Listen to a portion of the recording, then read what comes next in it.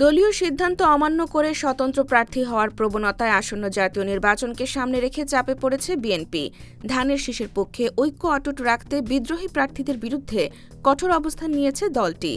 নির্ধারিত সময়ের মধ্যে মনোনয়ন প্রত্যাহার না করলে সাংগঠনিক ব্যবস্থা এমনকি বহিষ্কারের মতো সিদ্ধান্ত নেওয়ারও ইঙ্গিত দিয়েছে বিএনপির নেতৃত্ব। বিএনপির দায়িত্বশীল সূত্র এমনটি জানিয়েছে। বিএনপির একাধিক কেন্দ্রীয় নেতা জানান, দলীয় পদধারী স্বতন্ত্র প্রার্থীদের কঠোর নজরদারিতে রাখা হয়েছে।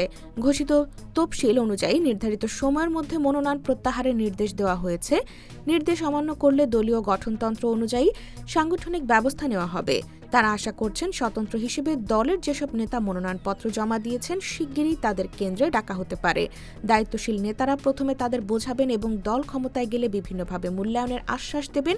এতেও কাজ না হলে কঠোর হবে দল। ত্রয়োদশ জাতীয় সংসদ নির্বাচনের তফসিল অনুযায়ী মনোনয়নপত্র দাখিলের শেষ তারিখ ছিল ২৯ ডিসেম্বর।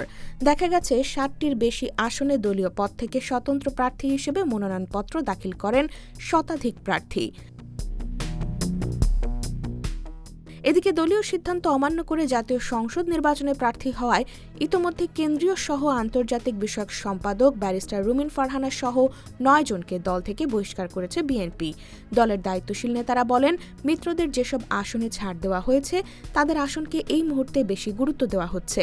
এসব আসনে বিদ্রোহী প্রার্থীদের বিরুদ্ধে ব্যবস্থা নেওয়া শুরু হয়েছে। এদিকে স্বতন্ত্র প্রার্থীদের মধ্যে একাধিক বিএনপি নেতা বলেন, মনোনয়ন দেওয়ার ক্ষেত্রে স্থানীয়ভাবে জনপ্রিয়তার বিষয়টি বিবেচনা করা হয়নি, যে কারণে স্থানীয় নেতাকর্মী ও সাধারণ মানুষের চাপে তারা প্রার্থী হয়েছেন।